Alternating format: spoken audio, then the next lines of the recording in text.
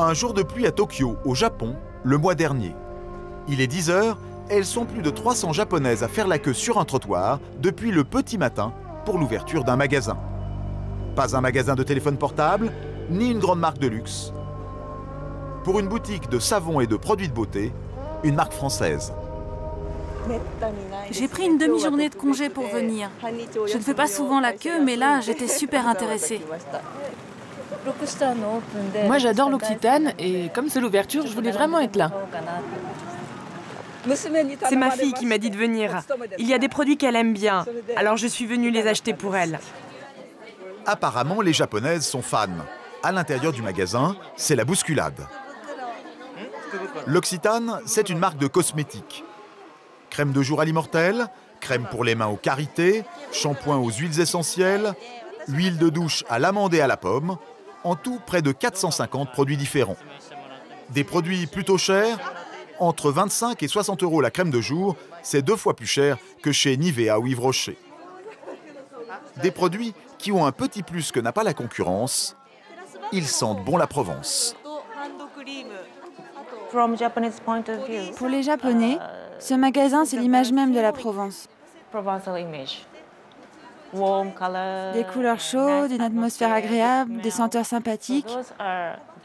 Pour nous, c'est ça la Provence. Pour les clientes un peu justes en géographie, un petit manuel pédagogique a même été prévu. Bonjour. On essaye de faire connaître la Provence.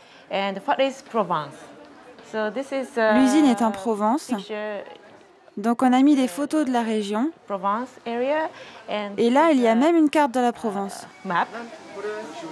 Le jour de l'ouverture, le magasin fera 25 000 € de chiffre d'affaires, l'équivalent d'un mois de vente dans un magasin parisien. Rien qu'au Japon, la marque a aujourd'hui 57 boutiques situées dans les quartiers les plus fashion du pays. Au total, l'Occitane à travers le monde, c'est 1000 magasins dans 87 pays, jusqu'au Chili ou au Kazakhstan. Il y a 12 ans, la marque ne possédait en tout et pour tout que 10 magasins. Alors, d'où viennent ces produits qui plaisent tant aux Japonaises? Comment cette marque française a-t-elle réussi à conquérir le monde? Qu'est-ce qui se cache derrière cette image d'authenticité? Manosque, dans le sud de la France.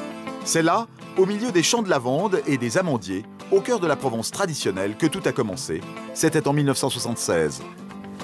Olivier Bosson est un étudiant en lettres un peu baba et passionné de brocante. C'est presque par hasard qu'il s'achète un alambic pour une bouchée de pain. Cet alambic, c'est le début de l'Occitane. C'est lui, je dirais, c'est l'élément fondateur de l'entreprise. La vieille machine l'amuse, il a l'idée de voir si elle marche et il se prend au jeu.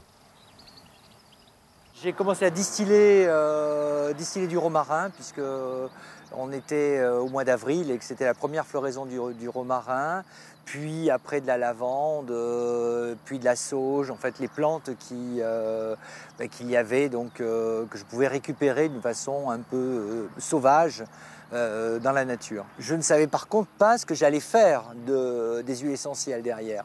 Et c'est là où le véritable métier a commencé, c'était de se dire, mais qu'est-ce que je vais en faire maintenant que j'ai obtenu une huile essentielle de romarin? Comment est-ce que je vais la vendre? Pour vendre ces huiles essentielles, Olivier Bosson a une idée, faire le tour des marchés de Provence. Il abandonne ses études et très vite, avec ce qu'il a gagné, il crée sa première usine dans une villa louée avec des copains. Alors c'est là vraiment que le premier vrai atelier de l'Occitane a démarré, c'est dans cette villa-là. Là, on a été donc jusqu'à 15 personnes à travailler. Mon épouse et moi, donc, qui dormions sur place. On avait donc chacun notre chambre. Donc il y avait des bureaux. Donc tout ça, c'était l'étage au-dessus. Et l'étage du dessous, il y avait donc l'atelier de fabrication, le conditionnement, l'étiquetage. Donc tout était réuni sur place. Voici une des rares photos qu'il a gardées de l'époque. On le voit entouré de son frère et de sa maman qui travaillaient avec lui. Les gens étaient un peu inquiets en voyant ces jeunes chevelus qui avaient débarqué, qui travaillaient dans une villa, on ne sait pas trop bien ce qu'ils faisaient. L'entreprise va vivoter pendant plusieurs années. Le jeune homme va acheter une savonnerie, puis une autre usine. Il a pressenti la vague nature et tradition avant tout le monde, mais il n'est pas très doué pour gagner de l'argent. L'affaire reste locale et est au bord de la faillite. Celui qui va sauver l'entreprise, c'est cet homme en veste blanche. Reinhold Geiger, un homme d'affaires autrichien qui a fait fortune dans les emballages de produits cosmétiques. C'est à l'époque un des fournisseurs de l'Occitane, un amateur de vin plutôt timide, mais malin. On s'est rencontré avec Reinhold autour d'une bouteille de vin. C'est devenu un de mes vins préférés. C'était j'en achète toujours directement. Directement. Je suis le fabricant. Je dis à Reinhold, écoute, t'es vraiment trop sympa à l'Occitane, c'est toi qui va devenir mon associé. Ce qui intéresse Baussan, c'est que l'Autrichien a l'expérience du marketing et des cosmétiques. Il a aussi de l'argent et l'entreprise en a bien besoin. L'homme d'affaires rachète l'Occitane et ne laisse au fondateur que 5% des parts. Je te dis ça. Et alors aujourd'hui, le patron de l'Occitane, c'est qui?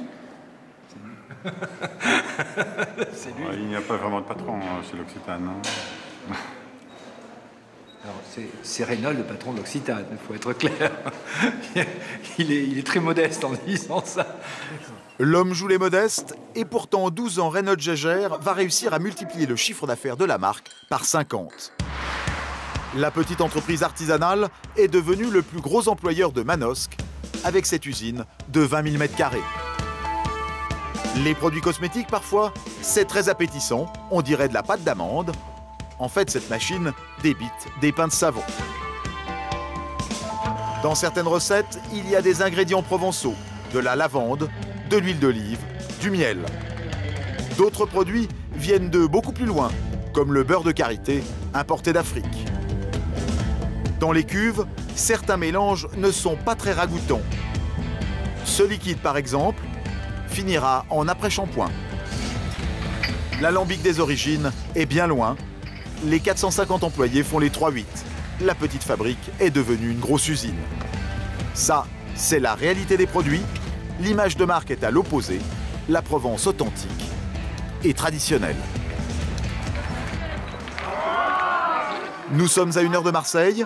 Tous les ans, la marque rassemble tous ses grands responsables commerciaux venus du monde entier pour un séminaire de 4 jours. On y parle chiffre de vente et marketing, mais pas seulement. Le but de la réunion, c'est de leur inoculer le virus de la Provence. Alors pendant toute une journée, du cliché provençal, les commerciaux vont en ingurgiter. Parmi eux, Shain Zhu. Elle a 32 ans, c'est la directrice marketing des magasins en Chine. Elle travaille pour la société depuis seulement 2 ans et ne connaît strictement rien aux coutumes locales.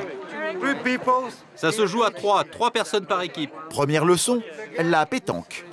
Vous allez voir, c'est très simple. Le premier joueur doit pointer comme ça. Shain Zhu n'a pas très envie de s'y mettre. Je n'ai jamais joué à la pétanque de ma vie. Je crois que je vais laisser plutôt les autres jouer d'abord.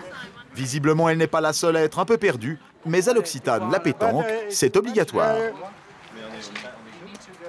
Au début, la technique n'est pas très au point. Heureusement, il y a un professeur, Christophe.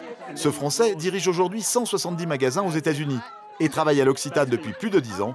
Alors la pétanque, il connaît.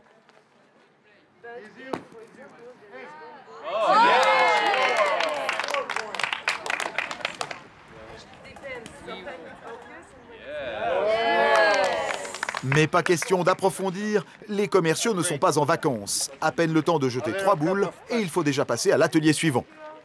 Vous connaissez le pastis? Le pastis. Alors il faut mettre 4 volumes d'eau pour une dose de pastis. Là encore, la dégustation est obligatoire.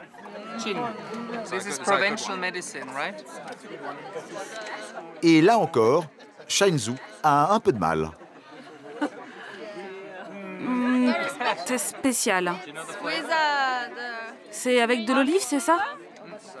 De l'olive dans le pastis, visiblement, la jeune chinoise a encore des progrès à faire. Et ce n'est pas fini, il reste à découvrir les vins de Provence. Ça se passe à la cave.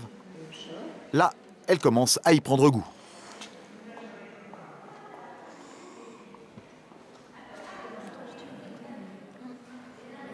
Le blanc, c'est plus léger et le rouge, plus fort. C'est bon de boire du vin, pas seulement en mangeant, mais surtout avant d'aller se coucher. Moi, ça m'aide à bien dormir. Un stage de Provence, ça peut paraître ridicule, mais pour l'entreprise, apparemment, l'exercice est essentiel. C'est important en fait pour les gens qui viennent de l'étranger qu'ils aient davantage le feeling de ce qu'est la Provence, vraiment la vraie Provence, parce qu'ils la vendent toute l'année dans leur pays respectifs. Donc c'est vrai que c'est important qu'ils arrivent à comprendre ce qu'est un champ d'olivier, ce qu'est un mât provençal, ce qu'est de faire de la taille sur du bois ou des choses comme ça. Donc ça rajoute un petit peu et ça met de l'emphase à toutes ces histoires vraies qu'on essaye de raconter au travers du déroulement de la marque dans les différents pays où on se développe. Pour Shine Zhu et ses collègues, il faut déjà repartir. Elle n'est pas venue de Chine seulement pour s'initier au charme de la Provence des cartes postales. Au programme ce jour-là, les 250 responsables internationaux de la marque doivent aller découvrir le nouveau design des boutiques. Ça se passe dans le centre de Marseille, dans ce magasin pilote.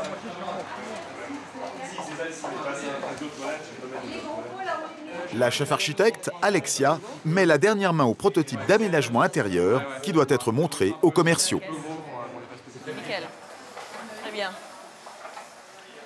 Montant en métal ocre, façon rouille, mosaïque garantie 100% made in Provence.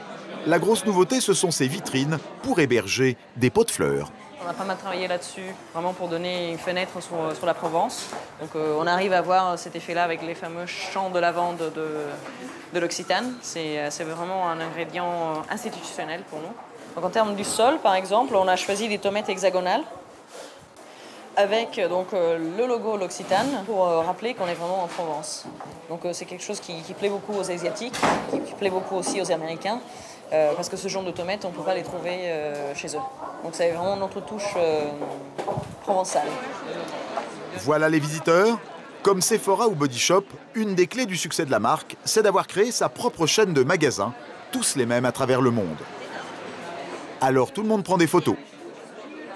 Shine Zhu et ses camarades doivent aussi prendre des notes et donner leurs commentaires. Apparemment, le prof de pétanque est content.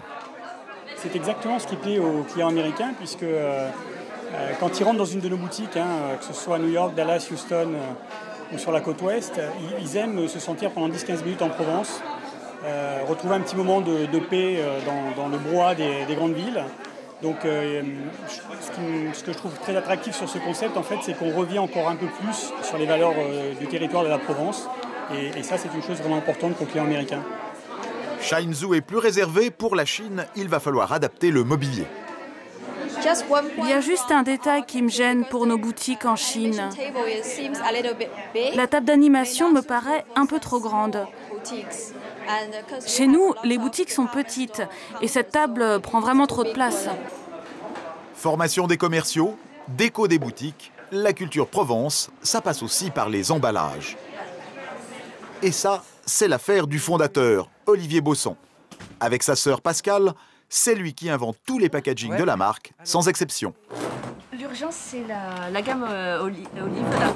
La nouvelle gamme olive. Ah, la gamme olive. Oui, c'est ça pour Noël. J'avais pensé partir, en fait, sur le rameau d'olivier. À eux deux, ils sortent 150 nouveaux modèles par an, le travail d'une petite agence de pub. Olivier crayonne et Pascal exécute les maquettes sur son ordinateur. Tu peux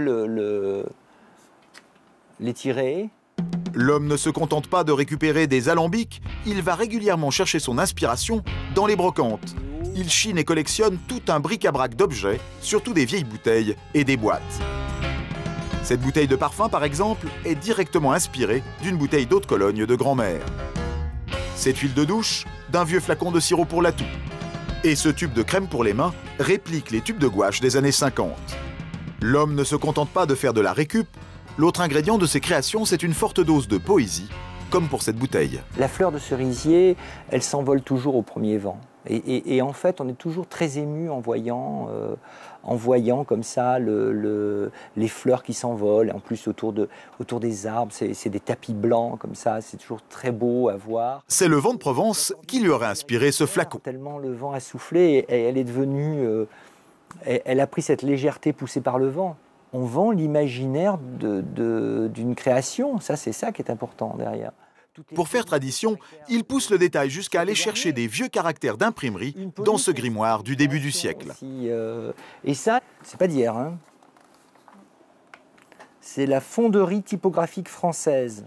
On fait plus de la typo, de toute façon, maintenant ça n'existe plus. Ça, c'est notre culture.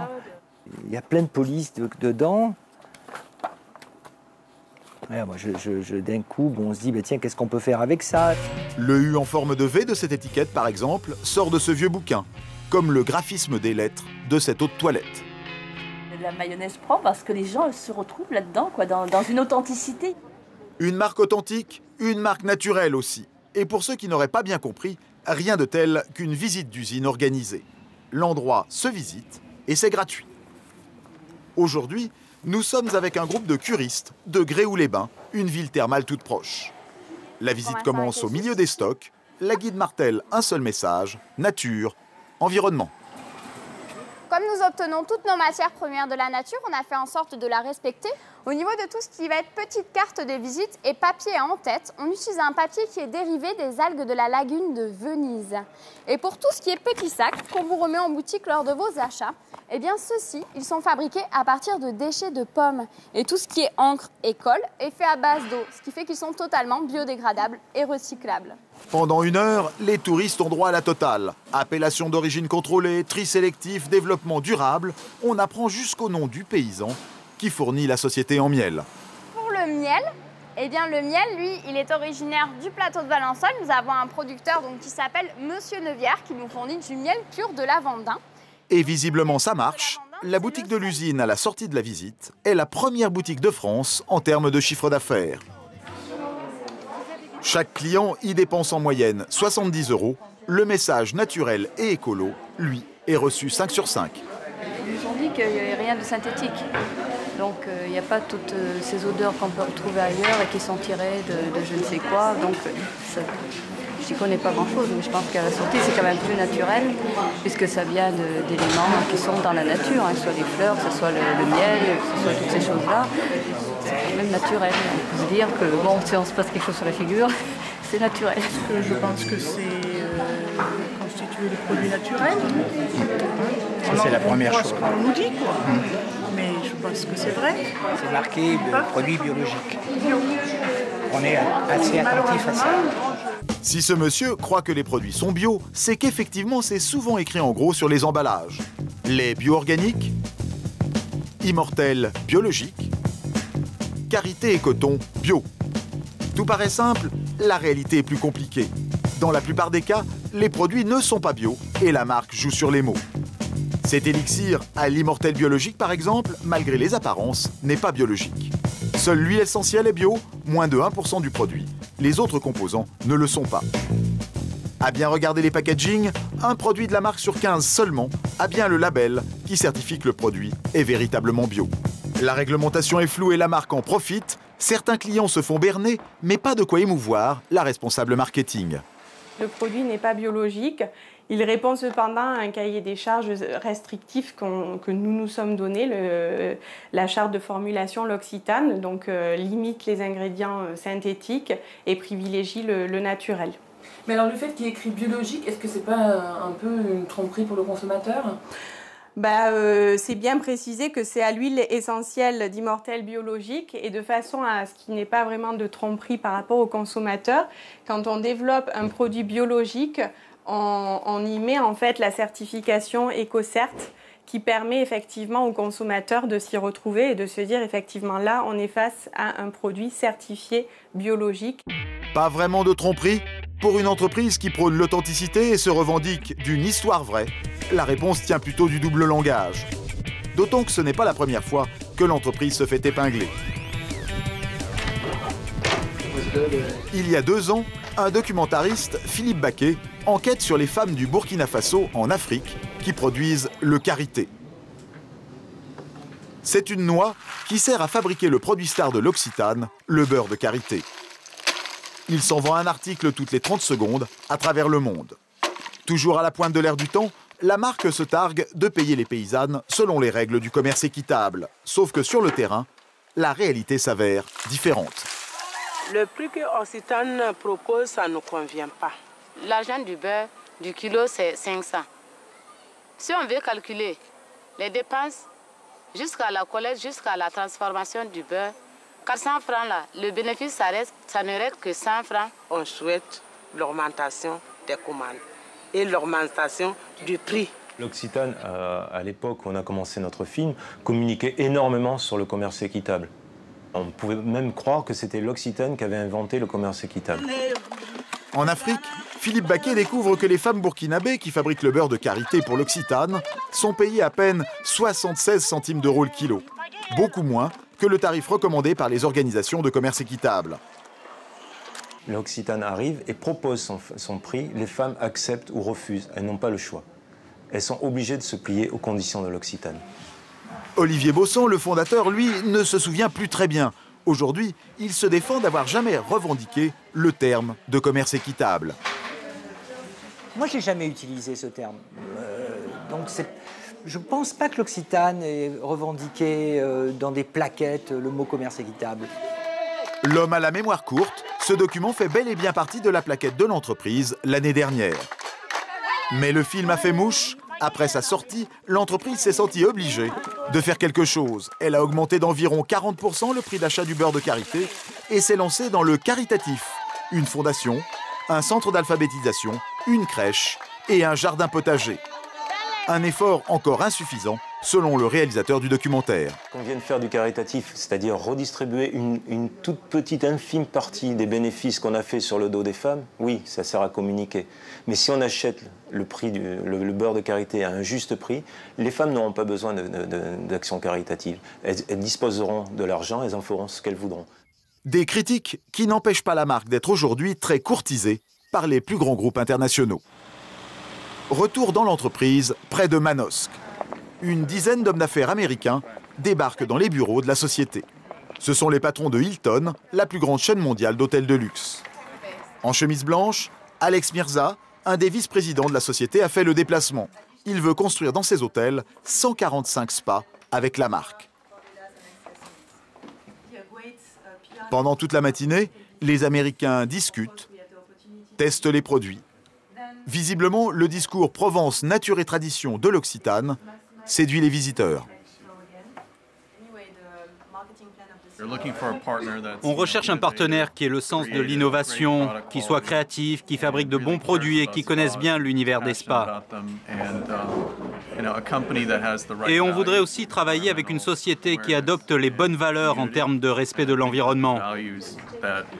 Et je pense que les valeurs de l'Occitane correspondent vraiment à ces valeurs. Je pense qu'à moyen terme, il n'y aura plus un hôtel de luxe qui n'aura pas son spa. Et pour nous, c'est une opportunité unique de faire un partenariat avec la société la plus importante dans ce métier. À la fin de la matinée, rien n'est encore fait, mais un premier document est signé. C'est une lettre d'intention. C'est un accord de principe qui fixe les bases de la négociation à venir. Dans n'importe quelle entreprise, la discussion se serait poursuivie autour d'une bonne table dans un grand restaurant. Pour finir de séduire les Américains, les Français préfèrent une nouvelle fois miser sur la Provence des cartes postales. Au menu pique-nique sous les amandiers, chez un de leurs producteurs. Tomates, tapenade d'ambiance traditionnelle, le cliché est bien au rendez-vous. Sur les tables à l'ombre, l'inévitable vin rosé frais. Le patron américain, visiblement, est conquis. C'est vraiment incroyable. Maintenant, je comprends mieux pourquoi les gens tombent sous le charme de la Provence. Franchement, moi aussi, si je pouvais vivre ici, je le ferais. J'adore cet endroit, c'est très beau. Ici, les gens sont vraiment authentiques et sincères. Des spas l'Occitane dans les Hilton, ce n'est pas encore fait. Mais la Provence n'a pas fini de faire vendre des crèmes de beauté. La marque prévoit d'ouvrir 100 boutiques avant la fin de l'année.